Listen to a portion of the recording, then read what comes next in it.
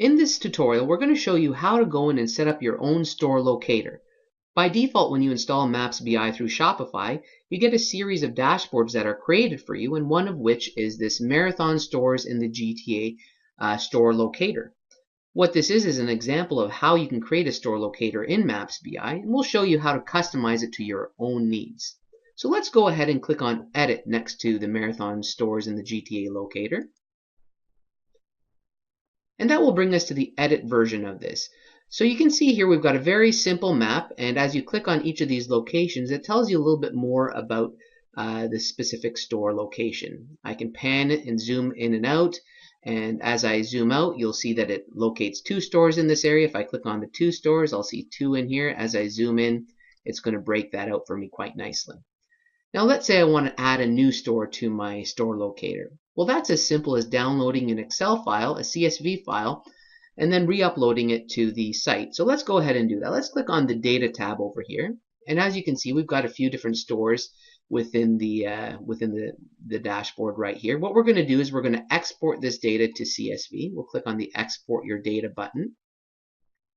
And you'll see it pops up below here. Let's open it in a folder here, and we'll double click that to open it in Excel.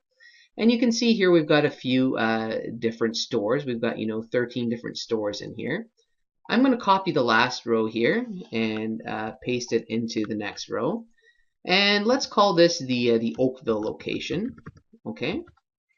And we'll give it a store ID of, say, 300. That's pretty arbitrary. We don't know the longitude and latitude of the store, so we'll delete those, and Maps BI will fill that in automatically for us.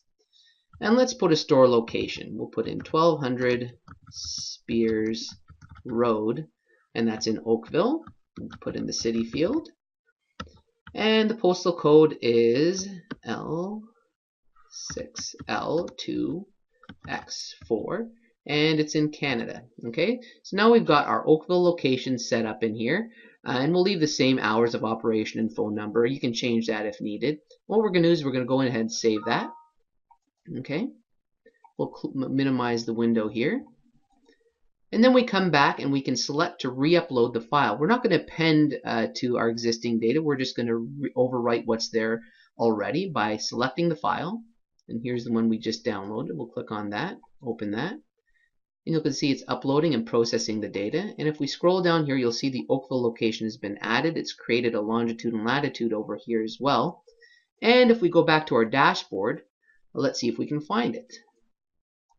So there it is, the Oakville location that we just created. If you click on it, you'll be able to see it's at 1200 Spears Road. It's geocoded it for you, put it on the map. So that's good. So you can do that, the same process, and add as many stores as you want to the map.